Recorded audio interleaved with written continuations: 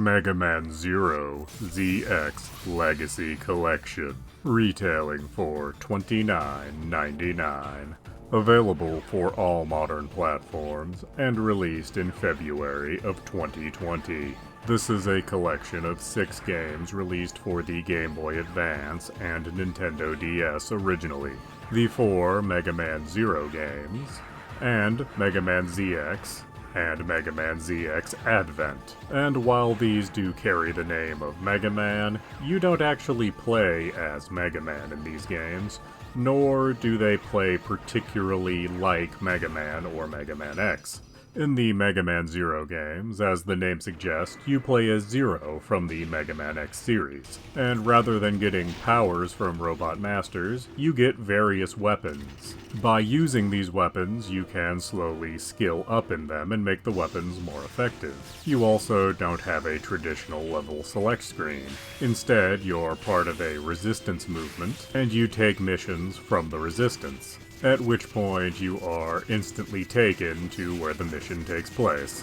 When not on missions, you do have quite a bit of freedom to explore the world, and between missions you can travel around and get things you might have missed collecting while on missions. While all 4 Mega Man Zero games are very similar, they definitely show refinement over their iterations, and all center around the same characters, so tell a fairly cohesive narrative. Now, the Mega Man ZX games, they go in an entirely different direction, as both of these games, originally released for the Nintendo DS, are actually Metroidvanias. And while you still receive missions similar to the Mega Man Zero games, you are no longer instantly transported to where they take place. You're gonna have to figure out how to get to each mission on your own. And just getting to missions is rather difficult in this game, especially early on. There's no traditional map. There's just a chart that shows what areas connect to other areas. And how and where these areas actually connect and transition to one another, you have to find that out on your own.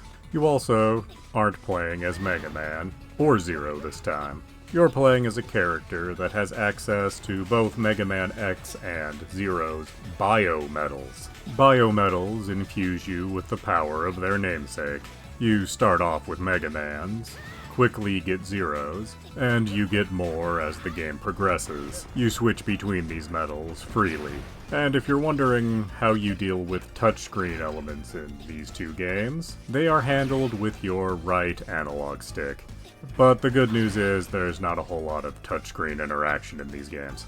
These 2 games specifically are very different from your standard Mega Man fare, and while they start out very difficult, they do get easier as you play. Overall, this collection is fairly meaty. You have 6 fairly challenging games that all take place in the far distant future of the Mega Man timeline. While obviously not the most diverse collection of games, they are all quality games. So, is the Mega Man Zero ZX Legacy Collection worth your time and money? Absolutely yes. 6 games at $30, that's $5 a game.